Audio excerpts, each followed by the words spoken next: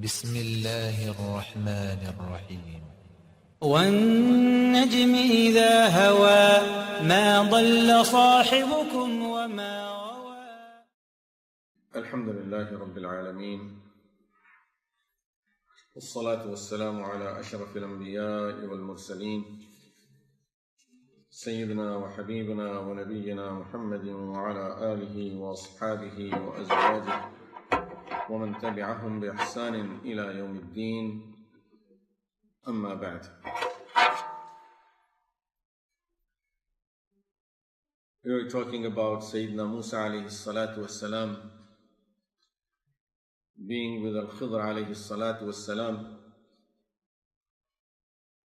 and trying to learn some of the knowledge that Allah subhanahu wa ta'ala had gifted Sayyidina al-Khidr alayhi salatu wassalam. So we talked about three things that Khidr alayhi salatu wassalam did, and Musa alayhi salatu wassalam could not accept seeing these things being done. Number one, he was breaking the plank of the ship. Number two, he killed the boy.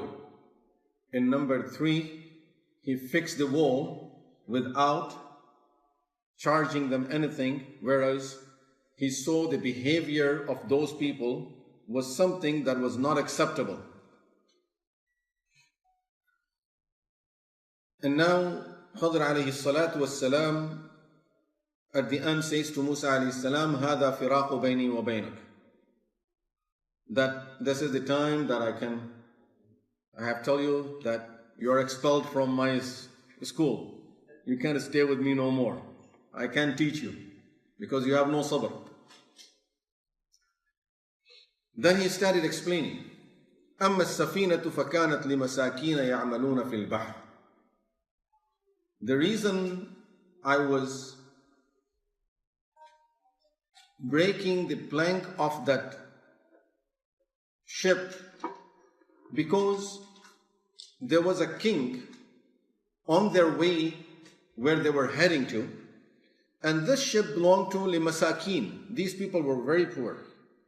So it's not that if they lose this one, they can buy another one easily. This is their means of survival. And there was a king that was coming on their way later on. يَأْخُذُ كُلَّ سَفِينَةٍ غَصْبًا. He used to take every good ship by force from the people who owned the ship. So this king is standing there. Musa alayhi salam doesn't know. Musa and Khidr alayhi salatu wasalam, they left the ship before that. So the ship continued the journey. Now, on their way, a place was coming, like I can say there was like a border in between where a king is standing there with his people, and any person that has a good ship, they will take it. If that ship has any defect to it, then they will not take it. So any defective ship will be left alone, but if the ship is good, it will be taken. If these people would have arrived over there while their ship was without any defect, that king would have taken their ship away. All I did was I put did something there that will look like something is wrong with it. So there is some damage to it. It's not a good ship for the king to take it for himself. So because of that defect in the ship, these people's ship was saved. Musa alayhi salatu wasalam, when he heard this, he said, yeah, that makes sense. This is better than losing their ship. Okay. The second thing, why did you kill the boy? And we'll come back to these three things again. I have to ask you, still, what is it our lesson there? Okay, we find out the reason, but we need to know our lesson. That's more important than just knowing the reason. The second thing was he killed the boy. Khidr alayhi salatu wasalam explained that this boy, naturally, he was on a wrong, with a bad nature. And if this boy would have grown up in that family and he would get to the age where he will be able to instruct his parents and lead, take care of his family, he would be misleading the whole family. So Allah subhanahu wa ta'ala, because of his parents, Allah subhanahu wa ta'ala decided to take this boy away, and through that he will save the iman and the deen of the parents, and he will replace them with another boy. Okay, this really makes sense. That if they lost their son but they didn't lose their iman, alhamdulillah, it's a blessing of Allah. How about the wall? Why did you fix it without charging them anything? They didn't feed us. He said, because that wall belonged to 2 orphans. And this word 2 is very important too. I want you to think why. 2 orphans. It's not 1 orphan. It's not 3 orphans. It's 2 orphans. It belonged to 2 orphans. And these orphans, now where is Musa and Khidr alayhi salatu wasalam? He said,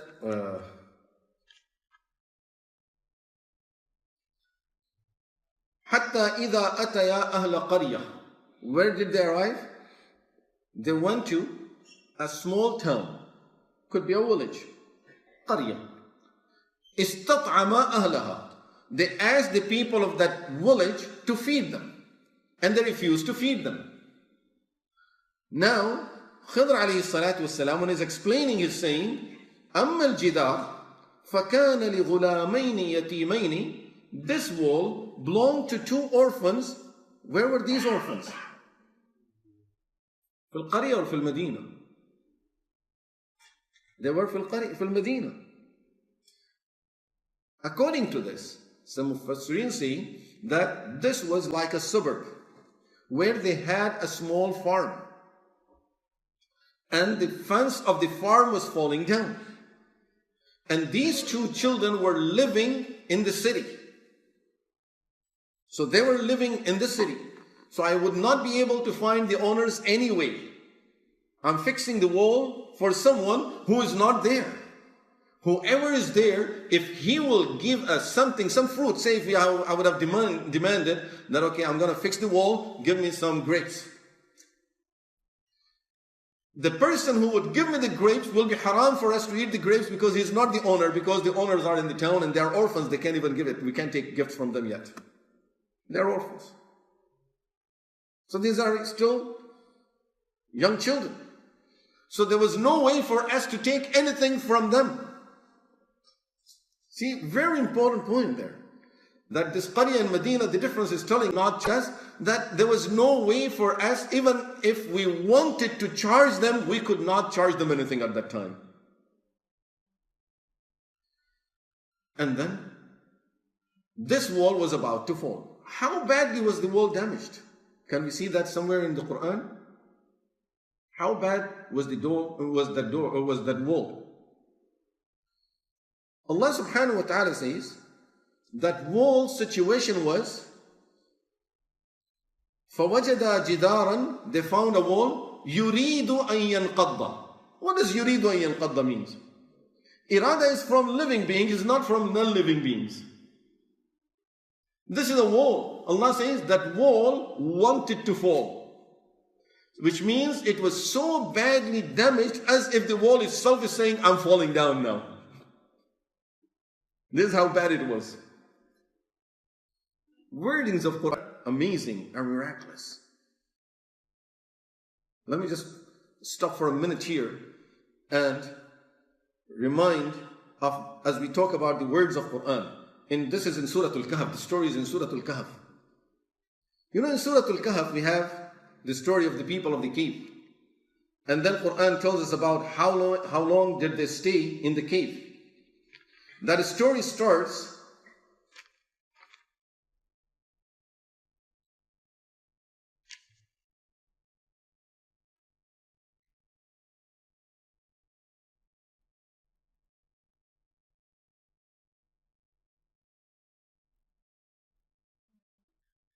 at the beginning, ayah number 10. إذ أوى الفتية إلى الكهف فقالوا ربنا أم حسبت أن أصحاب الكهف والرقيم آية number 9 أم حسبت أن أصحاب الكهف كانوا من آياتنا عجبا. Then Allah subhanahu wa ta'ala says ثم بعثناهم لنعلم أي الحزبين أحصى بما لبثوا أمدا. How long did they stay in the cave? How long did they stay in the cave? 309 years. Quran says they remain in the cave 300 سنين, 300 years. وازدادوا 9. And then they lived 9 more years. It doesn't say 309 years. 300. And then it just comes as a separate thing. And وازدادوا. And in addition to that, they lived 9 more years. And this is the difference between the lunar and the solar year. That if we take it, according to the lunar years, it will be 309 years. In 300 years, the difference will be of 9 years between the lunar and the solar years. So it's 300 and it is 309. So both statements are correct. It's 300 and 309. You take whichever you want based on according to what type of year you would take, you will calculate. Amazing, more amazing than this. The story, as I said, as it starts, then in ayah number 12, Allah says, Ahsa bima labithu. What does labitha means? Labitha means to stay. And this is the word labithu. Pay attention now. Labithu, they stayed. And then the story continues and goes all the way. And then at the end, Allah subhanahu wa ta'ala again used the word وَلَبِثُوا فِي كَهْفِهِمْ, and they remain in their cave. Okay, again the word labitha is used. So labitha is used there, labitha is used at the end. When people counted the words that come between that labitha and this labitha, is 309 words. Exactly 309 words from the word labitha to labitha. In addition to that, 300 سنين. قُلِ اللَّهُ أَعْلَمُ بِمَا لَبِثُوا. That's labitha, labithu and labithu. 309 years. Then 300 سنين, the word 300 is coming exactly the number 300, word number 300 in this story. So the 300 is coming to be number 300, and from labitha to labitha is 309. This cannot be coincident. People say the whole world was created coincident. Anyway. And there is a lot of, as I said, every word is miraculous. And then we see when Khidr alayhi salatu wasalam started explaining, he said, سَأُنَبِّئُكَ بِتَأْوِيلِ مَا لَمْ تَسْتَطِعُ or تَسْتَعْ. سَأُنَبِّئُكَ بِتَأْوِيلِ مَا لَمْ تَسْتَطِعْ عَلَيْهِ صَبْرًا. At the end, then he explained everything, and he said, ذَلِكَ تَأْوِيلُ مَا لَمْ تَسْطِعْ عَلَيْهِ صَبْرًا. One letter is taken out. This is also the beauty of this language. According to Arabic language, when you add more letters into the word, same root word, you add more letters in saying it, that means there is more meaning to it. When you reduce the wordings, it's less meaning to it. Musa alayhi salam was under a lot of pressure. I want to know the meaning of these 3 things. So he said, I will tell you the meaning of the things that you could not bear. تستطع. And after explaining, the burden went down. So ذَلِكَ تَأْوِيلُ مَا لَمْ تَسْطِعْ عَلَيْهِ صَبْرًا. Your burden is gone now. Therefore, one letter is taken out. Every word of Quran. Anyway, that's not the topic. Sayyidina Musa alayhi salatu wassalam. Now, Khidr alayhi salatu wassalam explained to him about the boys. He's explaining to him about the boys. That these boys, this wall belonged to those boys. And their father was a pious man. And he buried some treasure for his children under this wall. You know these people of this town. If the wall would fall, these are such a people that if the wall will fall, they see the treasure, they will pick it up. These boys will not get anything. Allah subhanahu wa ta'ala wanted to preserve the treasure that their father buried for them. And therefore, Khidr alayhi salatu wasalam fixed the wall for them, so that the wall will be there intact, and when they grow up, they can take it out themselves. They won't lose it, because they are far from here. Someone will take it. And the key word here is وَكَانَ أَبُوهُمَا صَالِحًا. Their father was a pious man.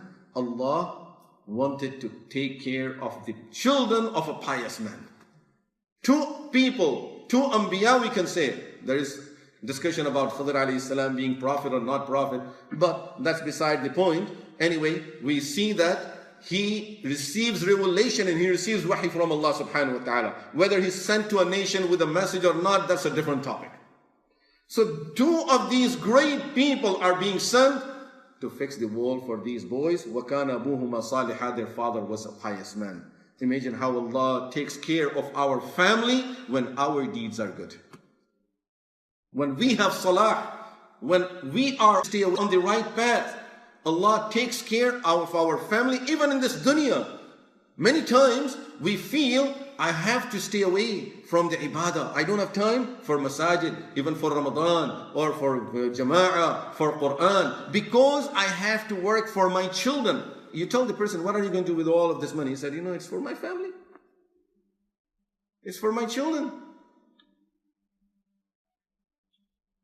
Allah subhanahu wa ta'ala is telling us, whatever you have, if you want your children benefit from it, your good deeds have to be there. That is what's going to save everything that you have for your children. Otherwise, as Umar ibn Abdul Aziz rahmatullah alayhi, when he was dying, someone said, you didn't leave anything for your children? He said, if they are pious, Allah will take care of them. And if they are not, I don't want to help them being bad. I'm not going to leave something for them that they will misuse after me, and I carry the burden. So, أَبُوهُمَا صَالِحٌ. Allah will take care of our families if we are on the right path and we are doing the good deeds. This is in dunya. Subhanallah, Allah is saving their dunya for them because of their father. Now, what is the benefit there? We see here, Sayyidina Musa alayhi salatu wassalam is having question about these three things. But really, if you think about it, Musa alayhi salatu wassalam had gone through these similar three situations before. Can you remember? Musa alayhi salatu wassalam went through the similar three situations before. He punched the man died. Now he's seeing Khidr alayhi salam killing the boy. He's saying, why did you kill him? He has a right. I'm not saying he doesn't have a right. But we are trying to relate things here, to understand the beginning and the end. What will be the second part? Musa alayhi salatu wassalam breaking the ship. Where do we see that? Where do we see that? Musa alayhi salatu wassalam, there was a time when he was also in a box and he was in the water. No one driving it. At least there is a ship here. There are people driving it. There are people who are taking care of it. There are people that are going to maintain it. But he's in the box. Where is he going? What direction is he going to go? In the water, Allah subhanahu wa ta'ala saved him, guided him, took him to the right place. What was the third thing? Musa alayhi salatu wassalam objected to? Why did you fix the wall without charging? Where do we see that?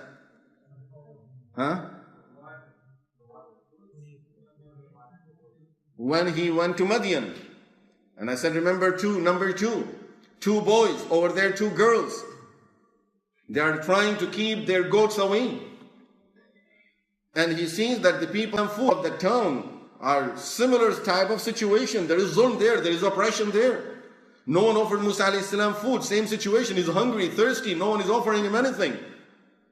And he still gave the water to the sheep or to the goats of those 2 girls free of charge. And he doesn't have no food. Same situation. He's hungry. And he's making dua, Rabbi inni lima anzalta ilayya min khairin faqir. The difference is, over this situation, the first 3 situations that Musa alayhi salam went through, he sees the worldly asbab, the worldly means behind it, connected to it. Okay, because I punched him, he died. I didn't mean to kill him, but he died. What can I do? His mother put him in the water. Okay, Allah subhanahu wa ta'ala took me to the right direction. Okay. Here, the girls, no one is there to help them. Let me help them. Sometime Allah subhanahu wa ta'ala puts just some between us and the worldly means behind which these things are happening. So you can see you can see that the machine is behind the wall, but the product is coming from this side. Say for example, if we see hole in the wall and milk is coming from there. So now you look, someone tells you, see, the milk is coming from the wall. You say, no, there is a machine behind it. There is a machine behind it. I know that that machine is pumping the milk over here, pumping the water over here, pumping the oil over here. See, we are trying to connect it to the asbab, to the worldly means. Sometime, someone will take you from the back and say, see, where is the machine? There is no machine. Now you will be confused. Oh, how come the water is coming? The milk is coming. Just like those Hindus started worshipping the cow because the milk was coming. If the cow is producing them, they're going to worship it. So, but when we don't see the means behind it, this is when we get shocked, because we are so used to seeing worldly means behind everything that is happening. This is the point. We are used to seeing worldly means behind things that are happening. We don't see those, then we try to create our own understanding of it. Someone died. First question everyone will ask you, how did he die? And when the doctors don't even know how did he die, it was a heart attack. Of course, if he died, his heart is going to stop.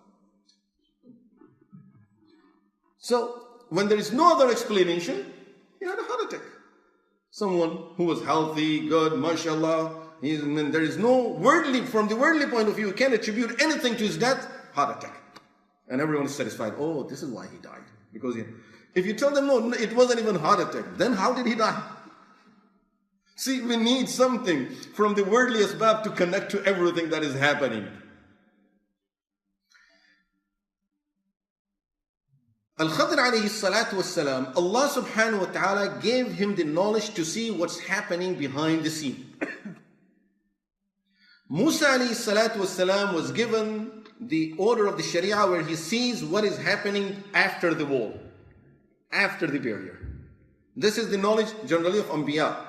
That okay, they will talk what's happening within the four walls. And whatever behind the scene is ilm al-ghayb, they will inform us about it as they receive the revelation. But the incidents that are happening in the world, what is the purpose, what is the reason, what is the hikmah? This is the knowledge of Allah's hikmah. Anbiya have the knowledge of Allah's sharia. Okay, so they tell us halal, haram, good, not good, this is doable, this is not doable. So they have the knowledge of sharia, they share the knowledge of sharia with us. But so Khidr alayhi salatu wasalam's knowledge was of the reasons behind everything, behind the scene, things that we cannot see. Now we see that sometime we see that a lot of defect in something that we are doing. You look at your house, you compare it with other people's house. Oh, I need a better house. I don't know why my house is always like this. I can't even afford a better house. I don't think for the next 15 years I can afford a better house. You look at your car. Okay, again, you see there is defect in your life. Then you start looking at sometime at your spouse and you say, okay, I made a wrong choice. You see defects somewhere in your life. And we think that this is bad for me. Allah subhanahu wa ta'ala is teaching you that there could be some defect in the ship of your life somewhere, and that it may be saving your life. When you don't see no defect in the ship of your life, you have a problem. Then the person feels, I'm safe. And the day you feel you're safe, that is the day when, God forbid, that person will be drowned. So every time you see some defect in the ship of your life, somewhere, and every person, regardless of who that person is, he sees something somewhere. And this is Allah subhanahu wa ta'ala is teaching us a beautiful lesson, that defect in the ship of your life is a sign that Allah is saving your life. Don't try to just get rid of it by force. Otherwise, you will lose your ship. See, in the relation of husband and wife, simple example. Allah subhanahu wa ta'ala says in Quran, فَإِن كَرِهْتُمُوهُنْ, if you dislike your wife, your spouse, فَعَسَىٰ أَن تَكْرَهُ شَيْئًا, you may be disliking something, وَيَجْعَلُ اللَّهُ فِيهِ خَيْرًا كَثِيرًا, in which Allah telling you, Allah will put a lot of khair. You're seeing, good, disliking. Allah says, I'm telling you, there is a lot of khair. We can't see the khair, it's behind the scene. But through that, we are receiving the khair. A person came to Rasulullah sallallahu alaihi wasallam, young man, Ya Rasulullah, please talk to my brother. What happened? What's wrong with your brother? He's sitting right there. Okay, what do you want me to tell him? Ya Rasulullah, I'm working all the time. Every day I work morning to evening, and I'm the only person that is earning member of the family. And he just comes, he sits with you every day, and he says, I'm just going there, I want to be with Prophet sallallahu alaihi wasallam, I want to learn deen, I want to be educated about deen. So he just comes and sit over here, doesn't work. And I'm working the whole day. Please tell him. Is it an old story or new story? A lot of parents, same thing. My child, talk to him, please. Explain to my child that he says he wants to become alim. Tell him he can't be. Because what is he going to do then? So, this is exactly what that boy is saying. Rasulullah sallallahu alayhi wa sallam said to him, instead of talking to his brother, he says to him, وَمَا يُدْرِيكَ لَعَلَّكَ تُرْزَقُ بِهِ. You don't know, maybe Allah is putting barakah in your rizq, in your work, the barakah that is coming in your effort that you're putting there through your brother studying here and sitting over here. So, there is as I said, something somewhere that we don't understand, but there is khair in it. It doesn't mean that if there is problems in life, don't try to fix them. Fix the problem in the right manner, but don't complain. Take care of them in a proper way. The second thing, that the wall was fixed. Where was this wall that was fixed? It was fixed in a town where, according to Musa alayhi salatu wasalam, don't do any favor to these people. So, we see something good happening somewhere in the world, in some house, where we expect some adhab should come, some punishment should come, something wrong should happen, and there should be nothing, at least there shouldn't be no good happening in this town, in this area, in this country. But there may be some weak people in that place that have been taken care of and need to be taken care of, and because of that, those weak people in that society, Allah subhanahu wa ta'ala takes care of that society. And the boy was killed.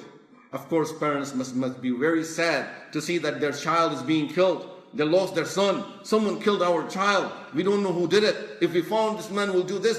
But Allah subhanahu wa ta'ala saved their iman through this. Any difficulty comes in our life, realize that there is always khair in it. There is in qada and qadar of Allah. Always carries khair, never brings evil to us. If we were to plan for ourselves, we will choose a wrong direction. And many times we end up making mistakes when we make our own choices. Allah says, do this. And I say, I can't do it, Ya Allah. Why can't you do it? Because of this. And we have 100 reasons for not doing it. We are making a mistake. We should realize when Allah chooses something, is always the best thing that He will choose for us. And if we make our own choice, we will end up making wrong choices because we don't know what's behind the scene. May Allah subhanahu wa ta'ala give us tawfiq that we always understand that obedience in Allah and the Messenger sallallahu alayhi wa sallam is the key to success in dunya and akhirah. Wa sallallahu ta'ala ala khayri khalqih, Sayyidina wa Habibina wa Nabiyyina Muhammad wa ala alihi wa sahbihi ajma'in walhamdulillah. مولاي صل وسلم دائما أبدا على حبيبك خير